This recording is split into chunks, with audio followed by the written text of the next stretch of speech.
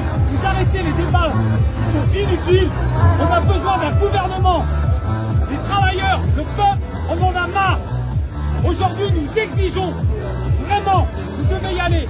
Je le sais que vous êtes d'accord avec nous, mais aujourd'hui, nous sommes dans la rue. À l'hôpital, le personnel n'en peut plus. Les travailleurs n'en peuvent plus. Alors aujourd'hui, il faut que vous puissiez vous mettre d'accord.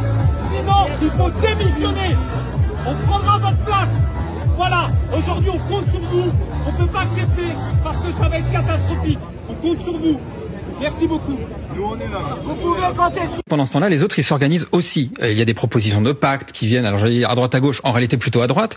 Est-ce que vous n'avez pas laissé passer votre tour d'une certaine manière? Parce que vous dites que numériquement, effectivement, le Front Populaire, le nouveau Front Populaire... Vous êtes vraiment les rois du désespoir, c'est incroyable quand même. Écoutez-moi, le nouveau Front Populaire est numériquement le principal. Se mettre d'accord sur un nom, c'est pas suffisant.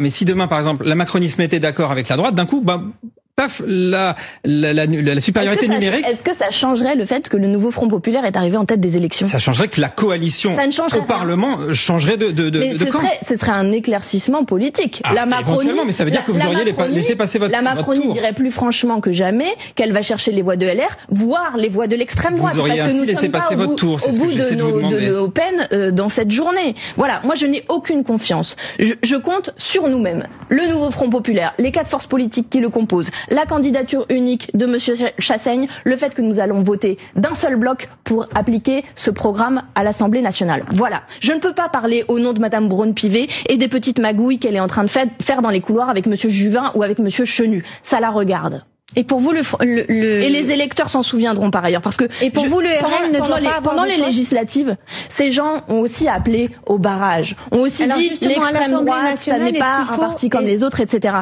Et aujourd'hui, ils recommencent à dire que ce serait tout à fait normal que l'extrême droite ait des postes quand même de pouvoir à l'Assemblée nationale. Le RN ait des postes. Mais nous avons une position qui est claire, qui est extrêmement claire. Le Rassemblement national est un parti qui a un projet raciste et de casse sociale. Et le racisme, ça n'est pas une opinion, c'est un délit. Nous avons vu tous leurs candidats, enfin je veux dire franchement c'était incroyable. Leurs candidats qui portent des casquettes nazies, qui font des prises d'otages. Il nous reste quelques secondes, Clémence Guettet. Non mais c'est quand même un truc, c'est un truc incroyable. On en a parlé beaucoup pendant la campagne. Donc nous ne voulons pas participer à la banalisation de l'extrême droite, au fait qu'ils accèdent à des postes à responsabilité, qu'ils connaissent mieux les institutions. Je le dis, le barrage de la Macronie était un faux barrage qui est en réalité un marchepied. Et les électeurs s'en souviendront. Donc nous sommes droits dans nos objectifs. Nous avons un objectif pour cette journée, c'est gagner le perchoir. Un objectif pour les jours qui arrivent, une équipe gouvernementale et que M. Macron nous passe un coup de fil. C'est entendu. Clémence Guettet, députée de la France Insoumise du Val-de-Marne. Merci d'avoir.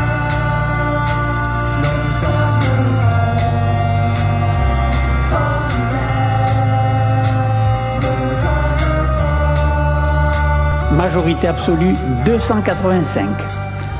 Ont obtenu Madame Yaël Braun-Pivet 124 voix.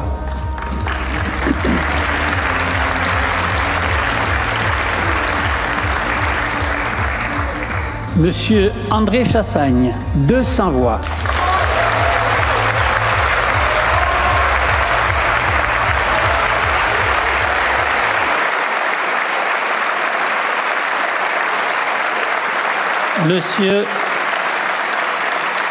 Monsieur Sébastien Chenu, 142 voix.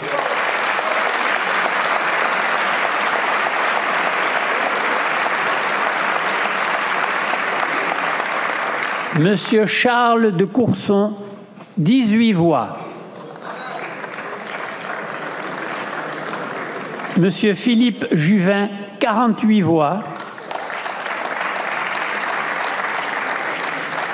Madame Naïma Moutchou, 38 voix.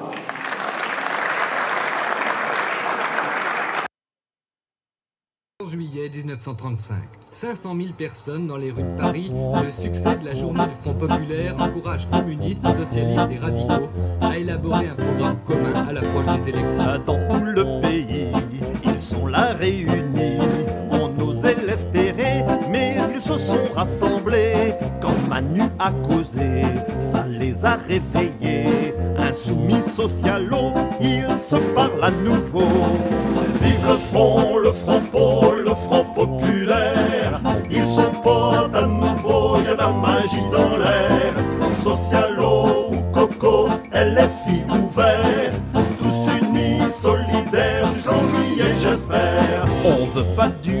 Pen. On veut pas de Bardella, on veut pas de la haine. Les Le Pen passeront pas. Si on leur donne le pouvoir, ils ne le lâcheront pas. Qui nous raconte pas d'histoire, on a déjà vu ça. Vive le front populaire. Ils sont potes à nouveau, y a de la magie dans l'air. Socialo ou Coco, LFI ou Vert, tous unis, solidaires, jusqu'en juillet j'espère. L'Europe est notre chance, le RN envahit tous les recoins de France, maintenant ça suffit. Du côté obscur ça penche, c'est plus trop rigolo. Je crois bien que dimanche on votera Fropo. Vive le front populaire. Ils sont potes à nouveau, y a la magie dans l'air. Socialo, Coco, LFI ou Vert, tous unis, solidaires, jusqu'en juillet j'espère. Vive le front populaire. Plus de querelle d'égo, y a pas le choix, c'est la guerre. Socialo ou Coco, LFI ou Vert, on lâchera pas l'affaire. Vive le Front populaire. La tristesse, ce qui vient de se passer, en fait, c'est une pièce en 5 actes. Le premier acte, c'est le président Macron et son parti qui perdent les européennes. Deuxième acte, il décide d'une dissolution avec 2 ou 3 personnes. Il se comporte en monarque de plus en plus. Dissolution qui amène aux élections législatives. Troisième acte, il perd les élections législatives. Le nouveau Front populaire les gagne.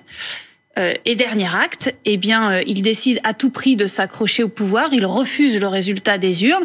Comment il s'y prend ? À l'Assemblée nationale, il achète les Républicains qui pourtant avaient promis de ne pas s'allier aux macronistes. Donc les Républicains se vantent à la Macronie et ils réussissent à quelques voix près, à arracher la présidence de l'Assemblée nationale. Néanmoins, à 13 voix près. 13 voix près, alors que je rappelle, il y a 17 ministres démissionnaires certes, mais qui gèrent toujours les affaires courantes, qui ont voté, d'accord ? Or, normalement, dans une démocratie comme celle de la France, nous avons une séparation, c'est même le fondement de toute démocratie, une séparation entre l'exécutif, le gouvernement, et l'Assemblée nationale. Donc, c'est 13 voix de ministres qui, en fait, l'emportent, si vous voulez, et font que, les votes des Français sont niés. Parce que je rappelle que le nouveau Front populaire est arrivé la première force aux élections législatives. Et donc, dans toute la Ve République, qu'est-ce qu'il se passe dans ce cas ? Quand on a un président de la République et qu'on a une force politique différente qui emporte les législatives, qu'est-ce qui s'est passé à chaque fois ? Le président a proposé à cette première force qui a gagné les élections législatives de gouverner. Le président Macron ne le fait pas. Or, ça devrait être de sa responsabilité, de son devoir, de respecter la démocratie et de proposer au nouveau Front populaire de gouverner. Raison pour laquelle, je peux vous dire que nous n'allons pas lâcher. Alors, qu'est-ce que vous allez faire ? Ça veut dire quoi, nous n'allons pas lâcher ? Déjà, ce vote, est-ce que vous l'acceptez ? Est-ce que vous le contestez ? Alors, déjà, nous allons observer. Moi, je pense quand même qu'il y a un énorme problème du fait que ces 13 ministres, certes démissionnaires, mais qui gèrent les affaires courantes, aient voté. Ça, c'est la première chose. Deuxième chose, c'est que nous allons continuer à nous battre pour gouverner. C'est-à-dire que même si on a cette présidence-là, ça ne dit rien du fait que l'on puisse et que l'on doive gouverner en tant que nouveau Front populaire. D'ailleurs, vous lâchez pas l'objectif de conquérir Matignon. Mais fort heureusement, parce que nous voulons que les votes des Français soient respectés. Je rappelle quand même ce pourquoi les Français ont voté en majorité, certes relative, mais ont voté en majorité pour le programme du nouveau Front populaire. Pourquoi ? Parce qu'il y a urgence. Donc la hausse du SMIC de 200 €, vous savez, on doit l'appliquer dans les premières semaines de gouvernement. L'abrogation de la réforme des retraites à 64 ans. La rentrée scolaire gratuite, c'est-à-dire manuel, cantine et transport scolaire gratuit, là, dès septembre. Et je vais vous dire, en fait, moi, je suis triste aussi pour les Françaises et les Français, parce que on le voit quand on rencontre nous les gens, moi en Seine-Saint-Denis, dans ma circonscription, ils vivent de plus en plus mal, ils ont de plus en plus de mal à boucler leur fin de mois. Il y a urgence. Il y a des millions de gens. Vous savez quoi ? Il y a des millions de gens en plus qui ne mangent pas leur faim depuis 7 ans, depuis les 7 ans de présidence Macron. C'est plusieurs millions de personnes en plus qui déclarent qu'elles ne peuvent pas manger à leur faim, dans la 7e puissance économique du monde. Voilà, donc il y a urgence à redonner du pouvoir d'achat. Rien que ça, leur dire que la cantine de leur gosse, elle sera gratuite. Vous savez que pour les gens, parfois, c'est plusieurs centaines d'euros quand vous avez plusieurs enfants. Vous imaginez ce que c'est en termes de pouvoir d'achat? Ça, c'est faisable. Nous, on l'a mesuré dans notre programme. C'est faisable grâce à une chose, c'est d'aller chercher l'argent où il est, c'est-à-dire de plus en plus dans les poches des ultra-riches et des multinationales. Voilà. Et ça, vraiment, je crois que on peut pas, nous, vous comprenez, évidemment qu'on ne peut pas baisser les bras. Enfin, je veux dire, c'est pas pour nous qu'on le fait, c'est pour les Français qui ont voté pour nous. Alors, les scrutateurs ont procédé au dépouillement du premier tour de scrutin pour l'élection des vice-présidents. À l'issue du dépouillement, il est apparu que 10 enveloppes en trop avaient été déposées dans les urnes. Conformément à la position unanime des scrutateurs que j'ai consultés, nous allons devoir refaire le scrutin dans la mesure où les résultats aboutissaient à de trop faibles écarts. Je vous rappelle que pour ce scrutin, les délégations de vote sont interdites et que vous ne pouvez en aucun cas voter pour un collègue absent. Une fraude a été organisée dans l'organisation du scrutin dans notre Assemblée. Il faut bien que nous mesurions collectivement l'effet dévastateur pour nos principes républicains auxquels nous sommes tous attachés. Et je veux donc le dire avec beaucoup de colère et de rage même. Honte à ceux qui ont pratiqué cette fraude dans notre hémicycle. Honte à eux.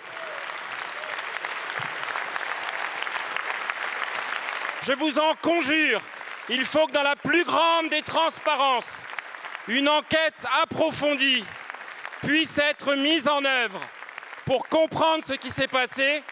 Et j'ajoute aussi parce que pour que cette fraude ait pu être organisée, il a fallu l'intention maligne de ceux qui l'ont déclenchée.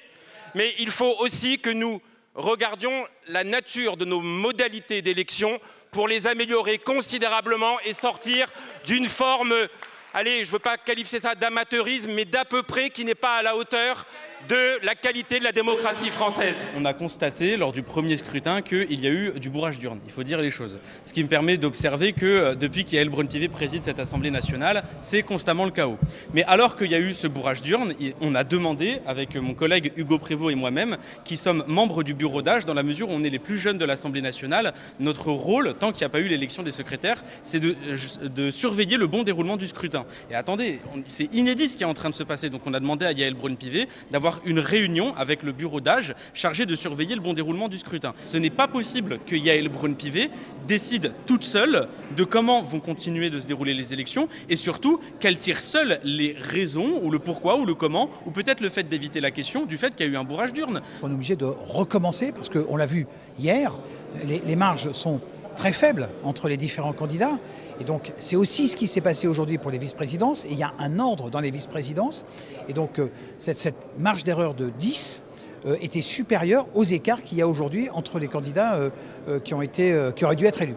Je suis obligé de constater qu'un écart de 10 sur un nombre de bulletins comme ça, avec autant de gens qui surveillent, c'est pas normal. D'accord. Et donc voilà, je suis, mais soyez persuadés que je suis très triste, très attristé par le spectacle. Nous sommes la maison de la démocratie, nous sommes le cœur de la démocratie. Et donc si ici on ne peut pas avoir un scrutin sincère, évidemment là on est dans une étape supplémentaire de remise en cause de nos institutions.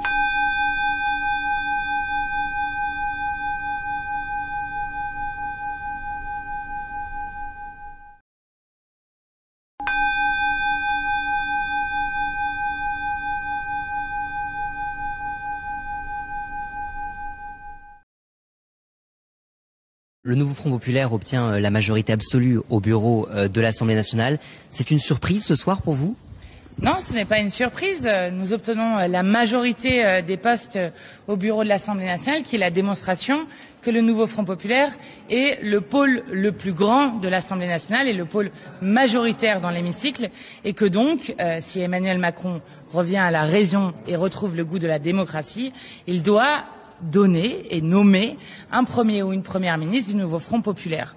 Ce dont nous avons fait la démonstration aujourd'hui, c'est qu'en ayant des candidatures uniques à chacun des postes, eh bien, nous sommes bien la majorité de cette Assemblée et que donc ce qui s'est passé hier avec l'élection de Yaël Braun-Pivet est une anomalie démocratique qui ne correspond pas à ce qu'est notre hémicycle aujourd'hui, puisque nous avons 12 voix sur 22 au bureau de l'Assemblée et que nous avons donc la majorité absolue, ce qui va changer un peu l'ambiance de travail à l'Assemblée nationale. vis-à-vis d'une présidente de l'Assemblée qui n'a eu de cesse d'utiliser les 49.3, enfin en tout cas de proposer des 49.3 au gouvernement, notamment sur la réforme de la retraite à 64 ans, et qui a été la présidente qui a prononcé le plus de sanctions contre les parlementaires en le temps où elle a été présidente, donc en un temps de mandat, par rapport à l'ensemble de l'histoire de la Ve République. Et comme bien souvent les sanctions les plus dures sont discutées en bureau, je vous assure que beaucoup de choses vont changer dans cet hémicycle et que peut-être nous allons retrouver une Assemblée qui peut faire véritablement son travail législatif, véritablement un travail démocratique. Et donc nous avons prouvé aujourd'hui que nous sommes la majorité dans cette Assemblée, conformément au vote des Français et des Françaises. À l'instant, Mathilde Panot fait savoir qu'une proposition de loi va être déposée pour abroger la réforme des retraites aujourd'hui. Ah bah c'est parfait. Vous nous confirmez ? Vous le confirmiez, vous le saviez, vous étiez au courant. Non, mais par contre, je l'ai proposé sur notre liste de parlementaires, donc je suis très content que Pourquoi aujourd'hui Mathilde Panot... Pourquoi il faut la poser ? Pourquoi aujourd'hui on dépose cette proposition ? Parce que si on veut qu'à la rentrée elle soit examinée, il faut la poser à un moment donné. Et c'est une excellente idée. Je vais vous dire pourquoi. C'est que vous savez pourquoi cette proposition de loi n'a pas réussi à revenir devant l'Assemblée, parce que moi, j'avais estimé qu'elle n'était pas contraire à l'article 40. Et l'article 40, c'est l'article qui interdit de créer des dépenses sans recette, voilà, parce que le texte me semblait correct. Et puis, pour essayer de contraindre ce choix, la présidente de l'Assemblée a fait voter le bureau de l'Assemblée pour m'imposer le choix de l'article 40. C'est un peu un détail, mais elle a mis son veto grâce au bureau de l'Assemblée. Et ben, figurez-vous, elle n'est plus majoritaire dans le bureau aujourd'hui. Mais ça va passer. Donc ça ouvre les choses. Ce texte peut passer aujourd'hui, étant donné la composition de l'Assemblée ? Oui, indéniablement. Alors là, sur la loi d'abrogation de la réforme des retraites, qu'elle passe comme je souhaite, proposée par un gouvernement nouveau Front populaire dès septembre, parce que c'est une des premières mesures qu'on prendrait si nous gouvernons demain le pays, ou qu'elle passe par une proposition de loi, aujourd'hui, il y a une majorité à l'Assemblée pour l'abroger. Voilà, je mets ma main sur le feu là-dessus.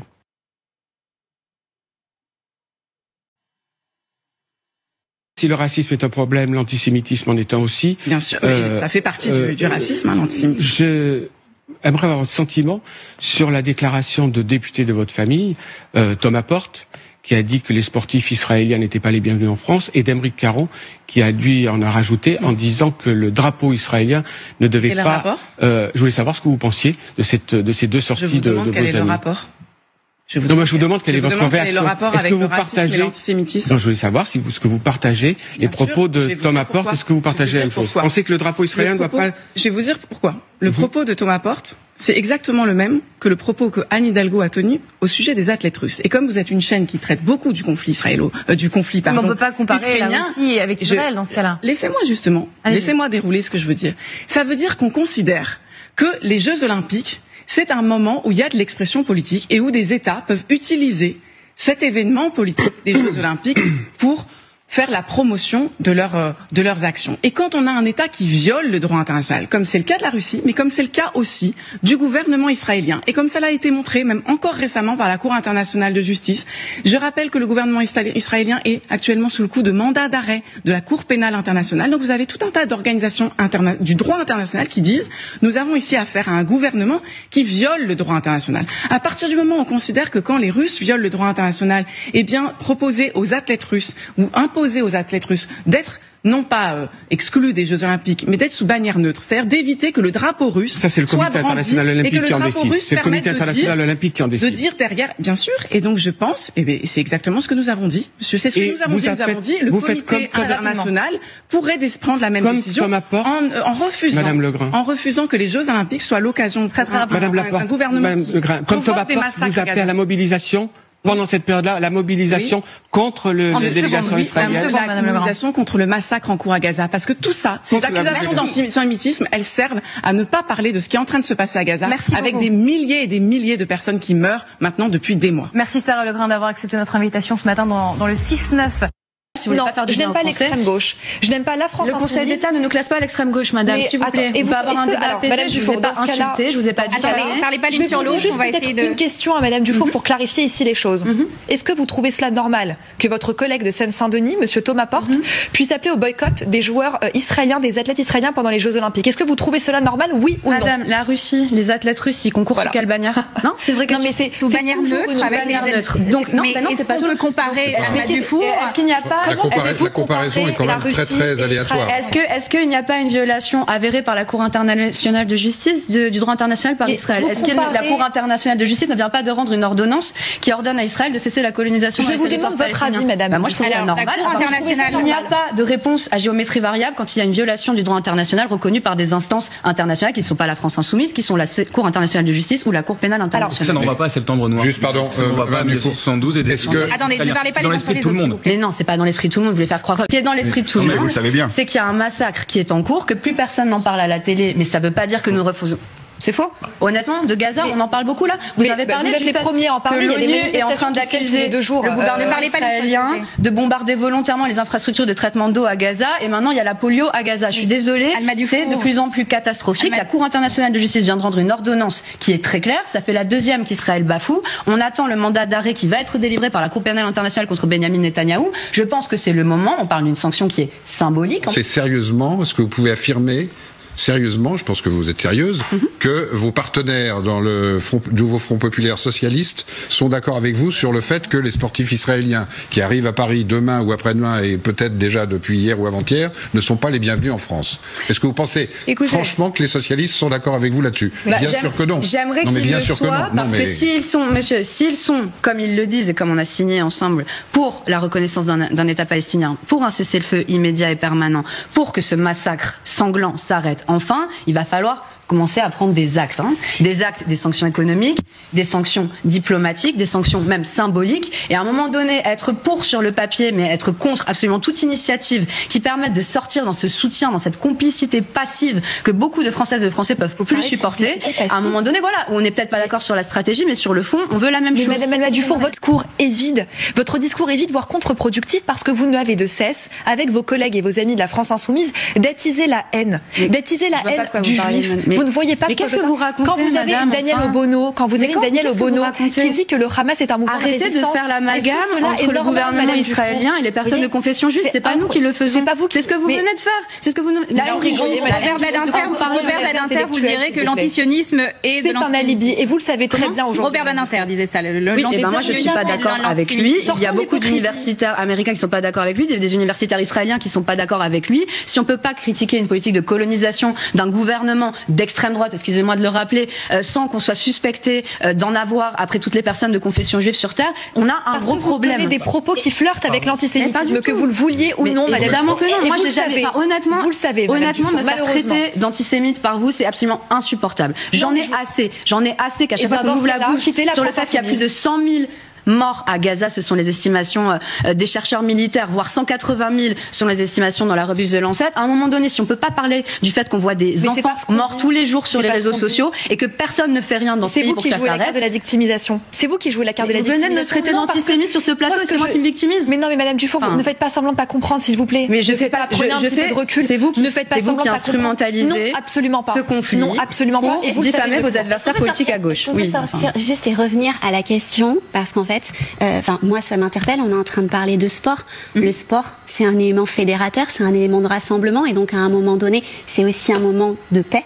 Et est-ce que justement, c'est pas à ce moment-là qu'il faudrait s'abstenir d'avoir ce genre de déclaration dans l'intérêt de tous les citoyens de ce monde? Excusez-moi, mais on parle de sport. On parle d'athlètes.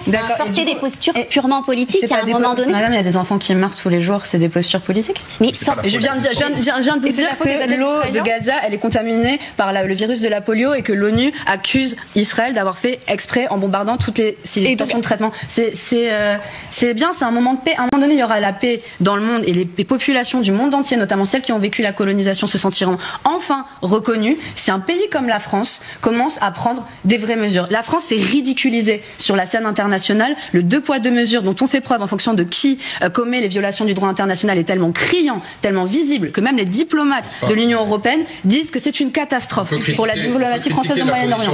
Donc je suis désolée, dans ce cas-là, les athlètes russes devraient avoir le droit de concourir avec la bannière russe. Oui ou non? Je pense que vous n'avez pas écouté. Alors, question pour Madame Dufour. Vous parliez de l'ONU. L'ONU estime qu'il y a 1 million de Ouïghours qui sont retenus dans des camps d'internement. Demandez voyez-vous l'interdiction de la venue des athlètes chinois à Paris? Ce qui m'interroge, c'est qu'à chaque fois qu'on parle de Gaza, vous parlez d'autres pays sur lesquels Emmanuel Macron ne s'est jamais exprimé, d'autres situations sur lesquelles il ne s'est jamais exprimé. Par exemple, le Soudan, qui ressort... Non, mais les médias n'en ont pas parlé pendant 2 ans, et maintenant on nous reprocherait que ce serait de notre faute de ne pas en avoir parlé, alors qu'on était les seuls, justement, à dénoncer la complicité de l'Union européenne avec les ministres Janjaweed qui ont fini par commettre les massacres qui reprennent depuis 1 an. C'est ça qui me dérange. Alors, effectivement, ce qui se passe en Chine est absolument épouvantable. Il faut réfléchir à des sanctions, mais qui prend des sanctions aujourd'hui économiques contre la Chine? Qui va dire? Personne. Est-ce que vous demandez, est-ce que c'est votre sujet de préoccupation? Est-ce que vous demandez aux membres du camp macroniste s'ils sont prêts à des sanctions? Pourquoi, en fait, à chaque fois qu'on soulève le sujet de Gaza... La question s'est posée, on a fait des reportages là-dessus, la question a été posée. Et donc, votre position, c'est laquelle? Mais moi, ma position aujourd'hui, c'est de dénoncer qu'une seule chose, et je n'aurai de cesse que de le faire matin, midi et soir. Moi, je vais pas me prononcer sur un conflit que je ne maîtrise pas. Ah bon, en revanche, il y a une chose qui est claire et nette, et vous avez ici ma parole, c'est que mon combat est et restera de lutter contre les extrêmes, qu'ils soient de gauche comme de droite, et que vous le vouliez ou non, madame. Nous ne sommes pas classés extrémistes par le Conseil d'État, madame. Vous respectez le Conseil d'État. C'est ma position alors, et je l'assume. Pour moi, respectez l'état de droit. Vous avez sali la gauche en créant cette coalition qui est le nouveau Front Populaire, et je vous le dis, madame, vous serez responsable, et ne venez pas tweeter ensuite sur X en essayant de condamner avec hypocrisie les actes antisémites ou les propos antisémites qui pourraient avoir lieu dans notre pays. Vous ne faites qu'attiser le feu. Laissez-moi juste terminer, je ne vous ai pas coupé. Non, mais je ne peux pas vous laisser me dire en face que je suis responsable d'actes antisémites en France. C'est absolument insupportable. Et donc vous êtes juste terminé. Non, mais c'est pas possible de tenir des propos pareils. S'il vous plaît. Non, parce que vous diffamez, parce que vous êtes... je vous ai coupé, madame. Oui, mais vous me diffamez en fait. Vous me diffamez, madame. Je ne laisserai plus personne me diffamer en plateau. C'est très simple. Eh bien, moi, je vous le dis également. Ce que vous faites, c'est d'attiser la haine. Vous ne faites que jeter de l'huile sur le feu. Je veux que le massacre d'enfants s'arrête. Si vous appelez à la paix, et je crois que collectivement, il y a bien un point d'accord entre vous et moi, madame. Pour agir pour la paix, il faut agir. Est-ce que je peux finir? Non, mais est-ce que je peux finir? En fait, vos mots sont creux. Vous ne faites que jeter des anathèmes. Vous ne faites que diffamer vos adversaires politiques. Mais parce que vous vous rendez pas compte, c'est pas du dialogue de traiter quelqu'un d'antisémite, madame. C'est vraiment plus du dialogue pour le moment. On va devoir passer à la prochaine étape de cette émission. Je vous remercie à toutes les deux d'avoir été en plateau. Je suis désolée. En fait, je peux pas dialoguer avec quelqu'un qui me traite d'antisémite. Je devrais même quitter ce plateau, en fait. Eh ben, quittez-le dans ce cas. Non, mais On n'avait pas le droit d'exprimer le drapeau, on a des ordres, je les applique. Filmez, vous arrêtez, filmez. Vous n'avez pas le droit de l'exprimer. Monsieur, vous n'avez pas le droit d'exprimer. Monsieur, vous n'exhibez pas le drapeau. Vous n'exhibez pas le drapeau, d'accord? Mais moi, je vous dis que vous n'avez pas le droit d'exhiber le drapeau. Plein de drapeaux. D'accord. De façon ici. Non. Nous, on a des ordres. D'accord. Monsieur, nous, on a des ordres. On a des ordres, monsieur. Et nous, on nous a dit. Il y a une délégation. Non, mais vous n'avez pas le droit. Vous n'avez pas le droit d'exhiber le drapeau. On a des ordres, je les applique, d'accord? C'est un ordre qui est illégal. C'est un ordre, monsieur. Illégal. Moi, ça m'en donne, je l'applique, d'accord? Non. C'est quoi? Qu'est-ce qui ça vous dérange qu'il porte un drapeau, ça? Qu'est-ce qui ça me dérange? Ça me dérange. J'arrive pas à comprendre. C'est un drapeau illégal? C'est pas un drapeau illégal. C'est un drapeau illégal. J'ai des ordres. On a...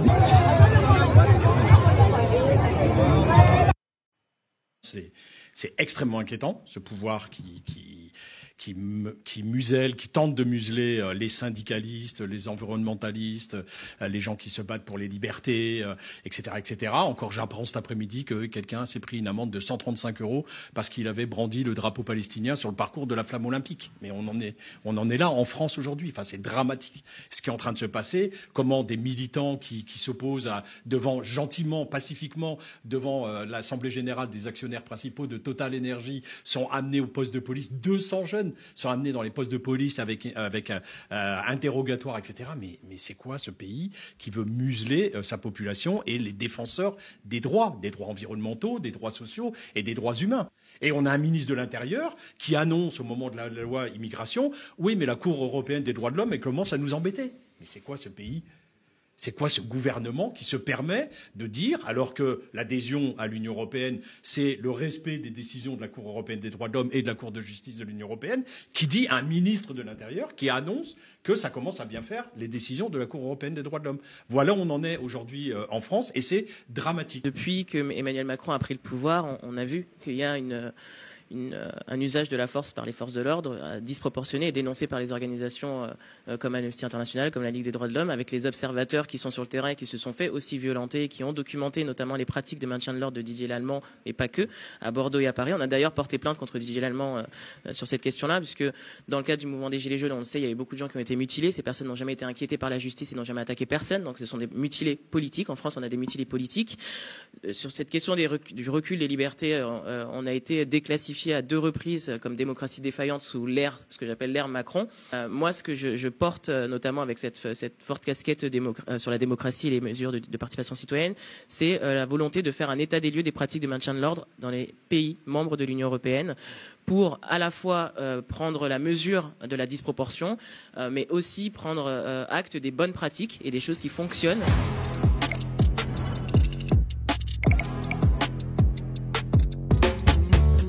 Ouais, partisans, ouvriers, paysans, c'est l'alarme. Ce soir, l'ennemi connaîtra le prix du sang et des larmes. Motivé, motivé, il faut rester motivé. Motivé, motivé, il faut se motiver. Motivé, motivé, soyons motivés. Motivé, motivé, motivé, motivé.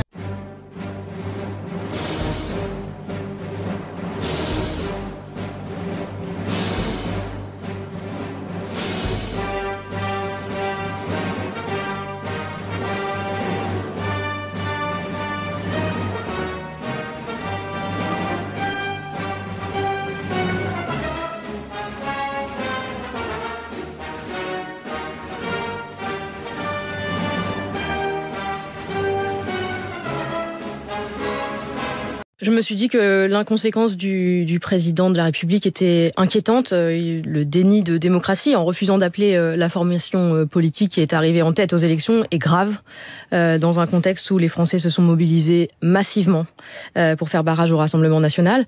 Et les résultats des élections sont absolument clairs. C'est un rejet de la politique du gouvernement sortant, et c'est la demande d'une nouvelle orientation politique, d'une rupture pour le pays. Services publics, pouvoir d'achat, justice fiscale, écologie, c'est très clair. Le moment est grave, mais je pense qu'un espoir est levé. Je suis prête, nous sommes prêts. Je demande maintenant au président de la République de prendre ses responsabilités et de me nommer Premier ministre. Ce sur quoi je souhaite insister, c'est quand même que nous souhaitons engager un changement de méthode. Depuis plusieurs années, nous assistons à une pratique du pouvoir extrêmement verticale, un parlement méprisé, un président qui décide souvent seul et un dialogue social au point mort.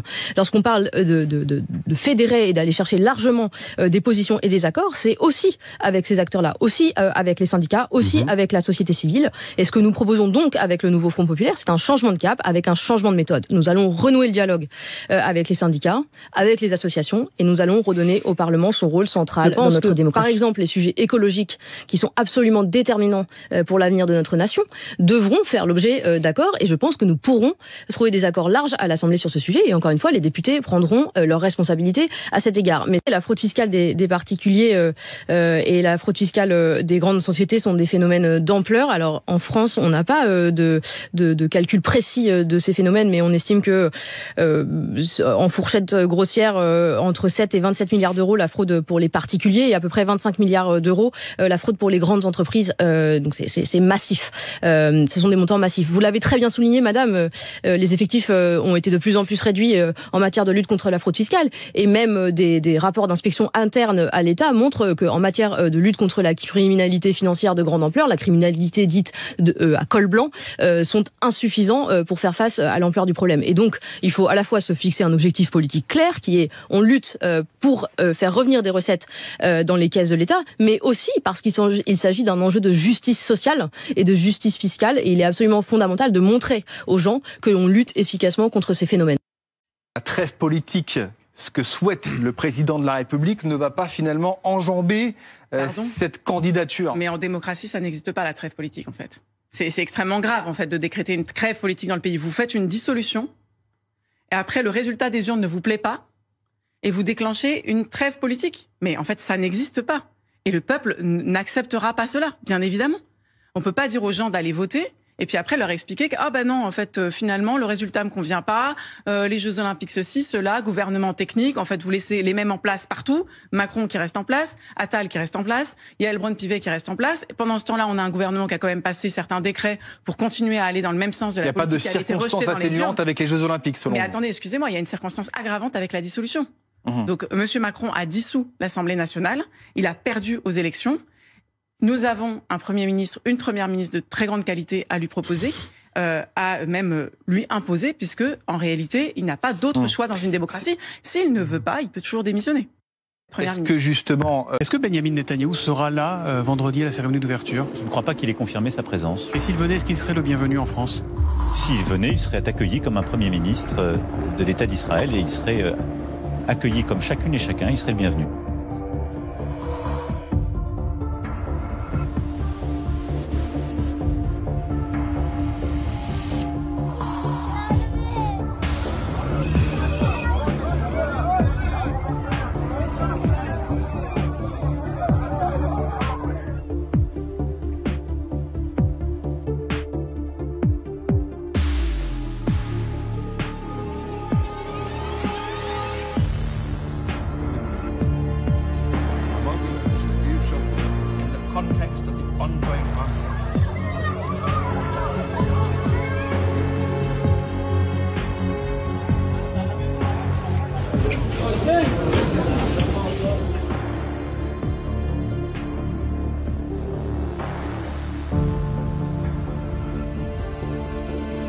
Nous, on ne fait pas de politique avec les jeux.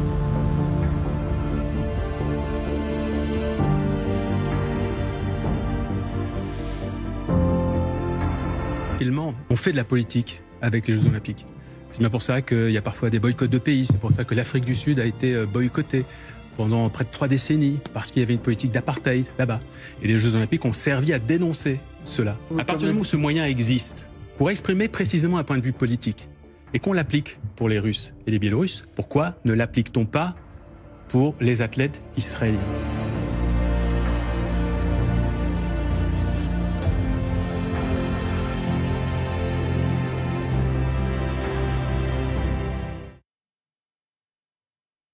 Ces Jeux Olympiques.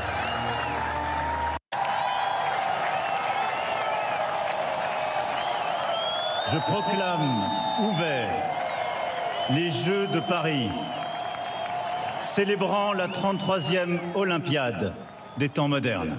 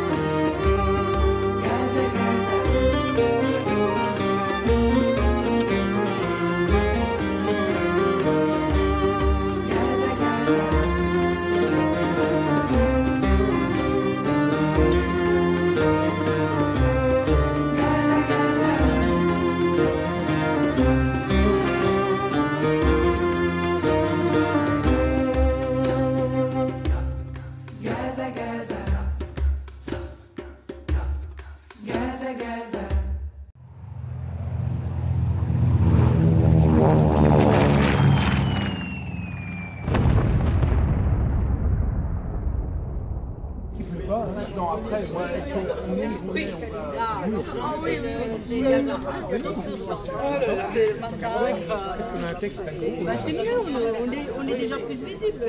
Oui, il y a des gens qui sont sur les terrasses. Donc on va commencer. Hein. Donc comme d'habitude, on lit les textes qu'il y a à lire. Et puis on trouve suffisamment de monde. Là, ça va commencer à être difficile pour tenir les banderoles. Mais normalement, on devrait y arriver. Hein. Et puis on fait un point statique à la place du 8 septembre où on relit les textes et on prend la parole si on a envie de prendre la parole. On chante si on a envie de chanter. Et on communie ensemble contre le génocide en cours à Gaza. Je t'envoie ça, absolument je t'envoie ça. D'accord. Ça va vous voter.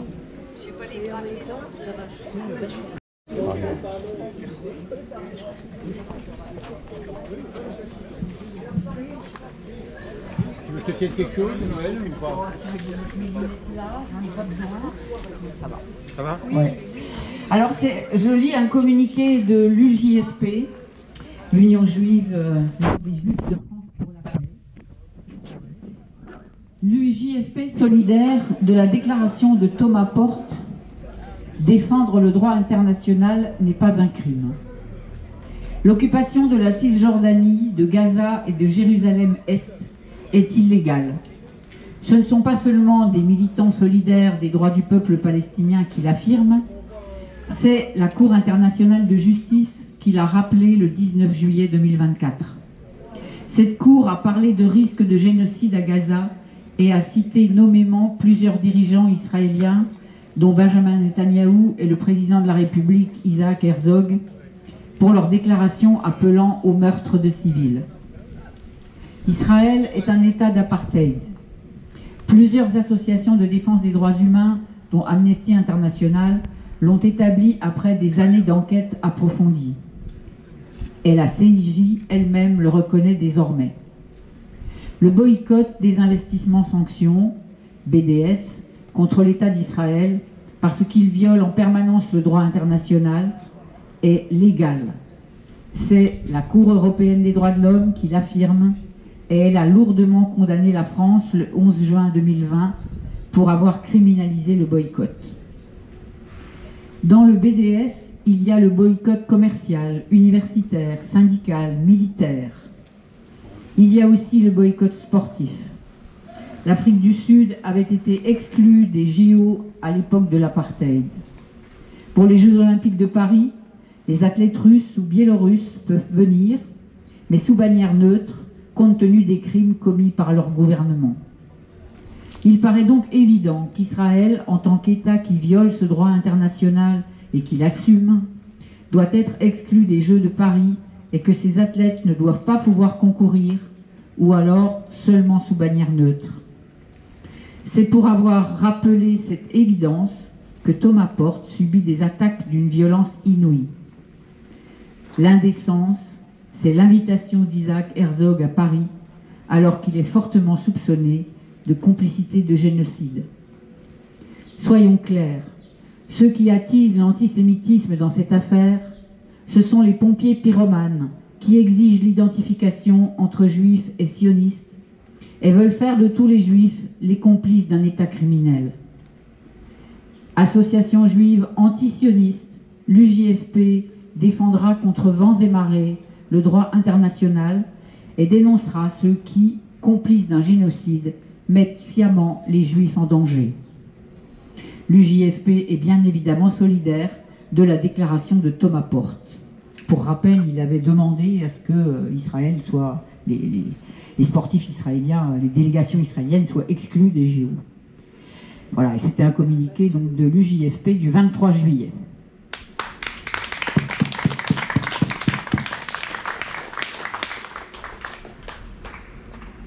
En fait, je vais dire un peu la même chose, mais c'est un mythe. On n'en dit jamais assez.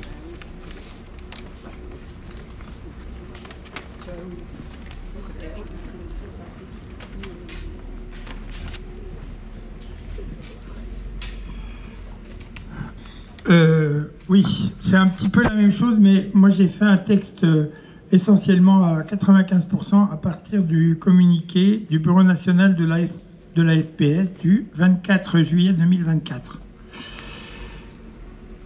Non, Monsieur Macron, Israël, État criminel, n'est pas le bienvenu aux Jeux Olympiques à Paris. Donc je vais dire un peu les mêmes choses, mais ça a été écrit un peu autrement, et puis il y a peut-être des éléments qui ne sont pas dans la première intervention.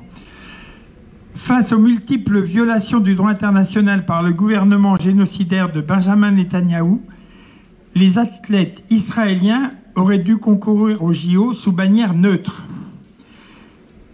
comme c'est le cas pour les athlètes russes. C'est ce que le député LFI Thomas Porte a réaffirmé en disant que les athlètes israéliens n'étaient pas les bienvenus à Paris. Une phrase qu'Anne Hidalgo avait également prononcée mot pour mot à propos des athlètes russes et biélorusses, sans que cela ne déclenche la moindre polémique en France. Pas de deux poids deux mesures. Il s'agit donc simplement d'exiger un traitement identique entre la Russie et Israël. Aujourd'hui, exprimer l'idée, comme Thomas Porte l'a fait, que la diplomatie française doit faire pression sur le Comité international olympique pour que le drapeau et l'hymne israélien ne soient pas admis pendant ces Jeux olympiques, comme cela est fait pour la Russie, provoque automatiquement une tempête médiatique orchestrée par les soutiens d'Israël qui dénoncent des propos injurieux, incendiaires et irresponsables. Les soutiens inconditionnels d'Israël feraient mieux de relire le compte-rendu des séances tenues à la Cour internationale de justice. Pour rappel, le 26 janvier, elle a considéré qu'Israël commet probablement un génocide à Gaza et lui a ordonné de prendre sans délai des mesures effectives pour permettre la fourniture des services de base et de l'aide humanitaire requise de toute urgence pour la population de Gaza. 6 mois plus tard, rien n'a été fait et ceux qui s'insurgent contre les propos des députés solidaires des Palestiniens ne disent pas un mot sur les crimes de guerre et crimes contre l'humanité commis par Israël, ni au sujet de la destruction systématique de la bande de Gaza et de sa population. Ces inconditionnels soutiens d'Israël ignorent et méprisent également les conclusions historiques rendues publiques de cette même Cour internationale de justice qui a statué qu'Israël doit cesser toutes ses activités d'occupation et de colonisation illégale au regard du droit international en territoire palestinien et restituer à ses habitants leurs terres et biens confisqués depuis 1967. Nous réfutons toute accusation d'antisémitisme lorsque nous dénonçons les violations du droit par Israël depuis 76 ans et exprimons notre solidarité totale avec le peuple palestinien. Nous continuerons à revendiquer une totale liberté d'expression et d'action pour l'ensemble des personnes, des organisations et des élus qui décident d'exprimer une telle solidarité.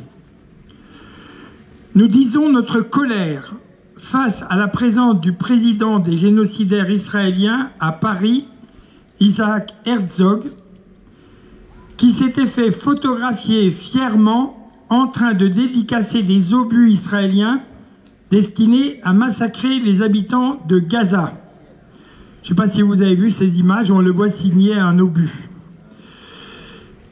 Elle est une véritable provocation et une insulte faite aux plus de 40 000 morts et 90 000 blessés à Gaza et à tout le peuple palestinien. Elle est une honte pour la France et le CIO qui blanchissent ainsi cet État génocidaire. De même, nous ne sommes pas dupes de la décision prise par le président de la République, les ministres concernés, la maire de Paris, le comité d'organisation des Jeux de tenir pendant ces JO 2024 une commémoration officielle de l'attentat contre les athlètes israéliens aux JO de Munich en 1972. Le rappel de cet épisode tragique de l'histoire dans le contexte de génocide du peuple palestinien actuellement en cours sera évidemment utilisé pour tenter de rendre encore plus crédible l'idée selon laquelle les Israéliens seraient toujours du côté des victimes et les Palestiniens toujours du côté des agresseurs. Un retournement des faits historiques qui est au cœur de la démarche des inconditionnels d'Israël et que la FPS continuera de dénoncer et combattre. Nous exigeons l'exclusion immédiate d'Israël des Jeux Olympiques de Paris 2024. Il est évident qu'Israël a violé la trêve olympique proclamée par le CIO en poursuivant ses bombardements meurtriers sur Gaza. Un État en train de pratiquer un génocide ne doit pas pouvoir participer avec son hymne et son drapeau à la fête olympique. L'action génocidaire d'Israël sur Gaza doit immédiatement cesser. Merci.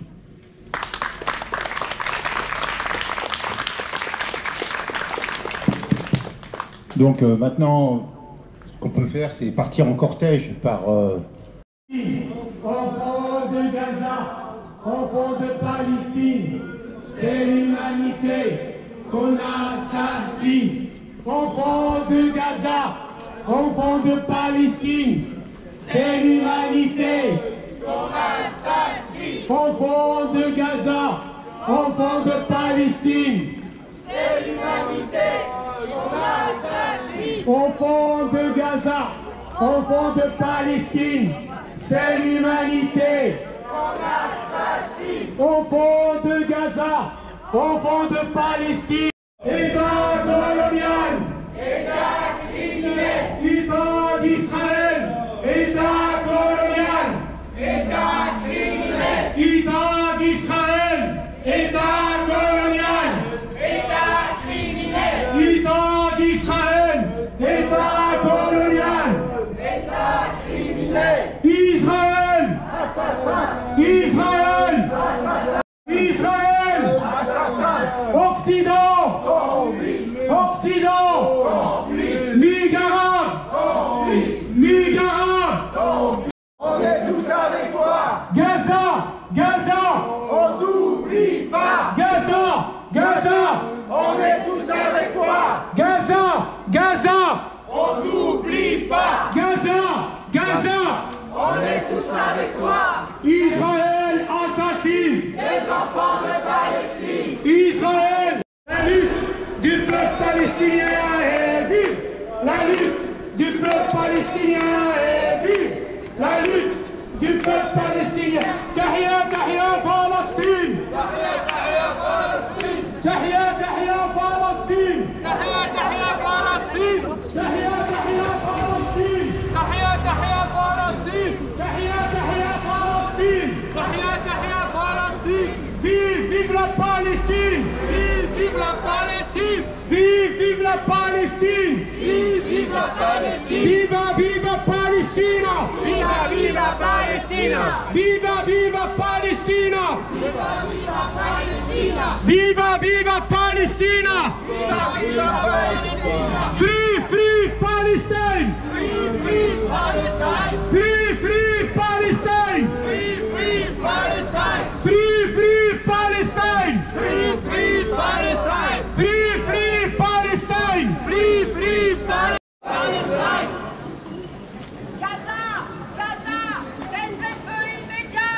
Gaza, Gaza, cessez-le-feu immédiat. Gaza, Gaza, cessez-le-feu immédiat. Gaza, Gaza, cessez-le-feu immédiat. Gaza, Gaza, cessez-le-feu immédiat.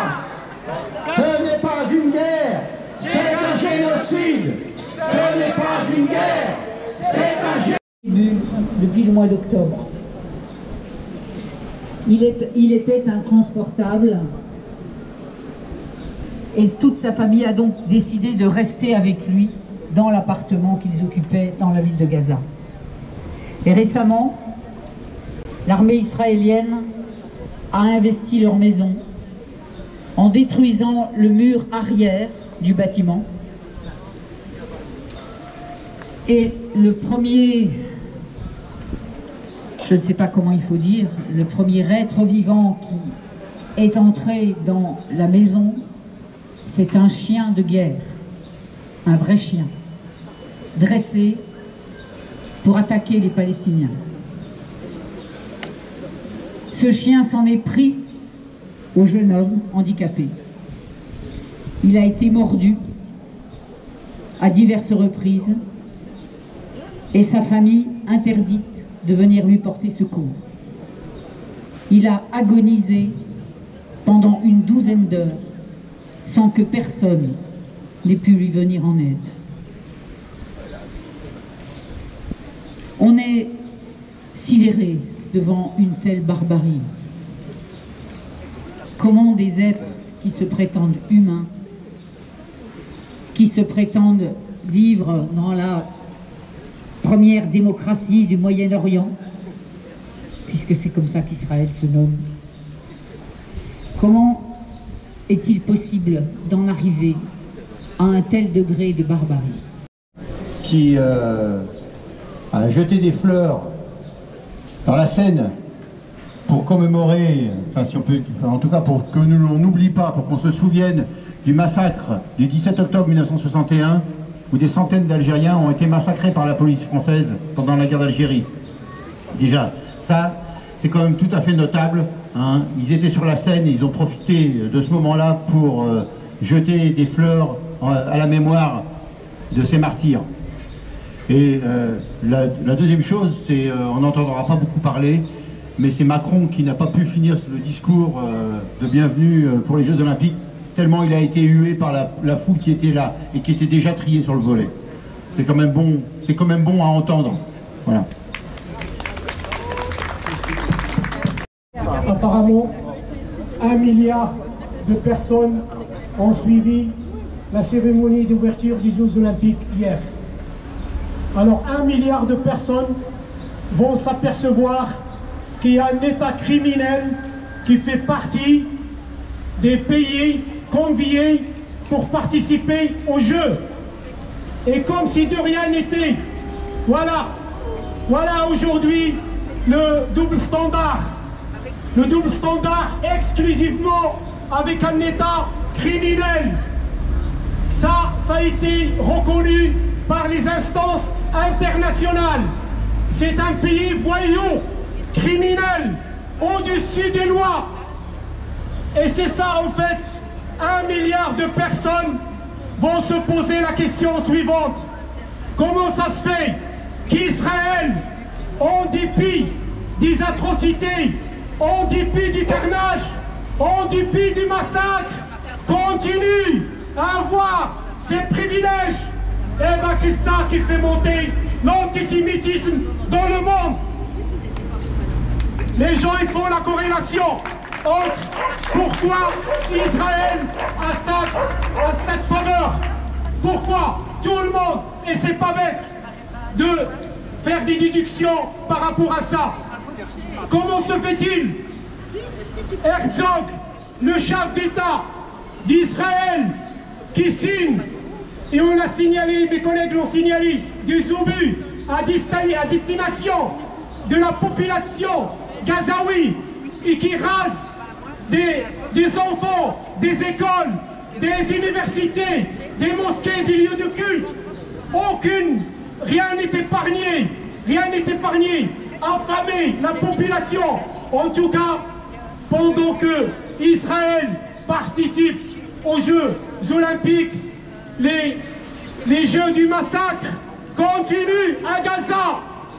Israël a déjà établi des records d'enfants tués dans un conflit, des records de femmes tuées dans un conflit, des records de vieux tués dans un conflit, un record de journalistes tués dans un conflit, un record d'hôpitaux et toute infrastructure démolie. C'est ainsi Israël qui fait le nez au droit international. Voilà.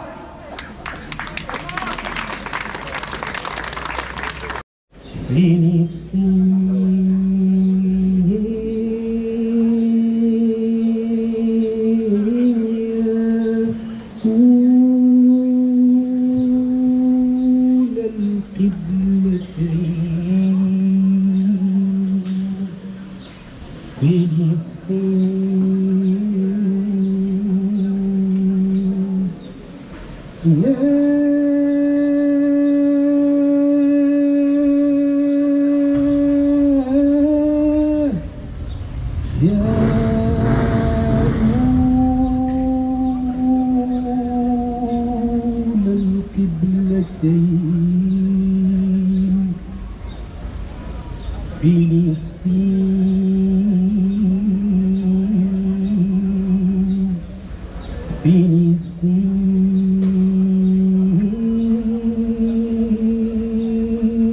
فلسطين يا ثالث الحرمين فلسطين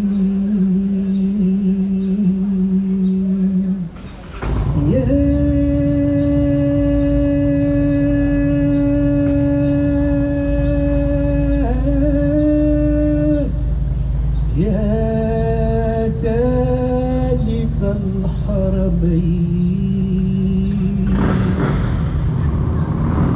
يا أصالة وعروبة يا أصالة وعروبة وغيرة يا أصالة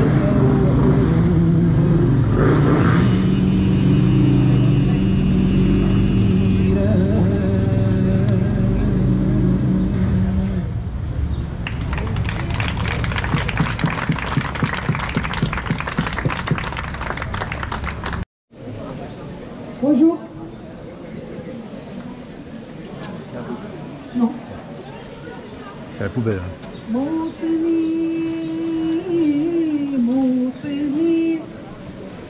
الجلال والجمال والثناء والهناء في رباك في رباك الحياة والنجاة والهناء والرجاء في هواك في هواك هل أراك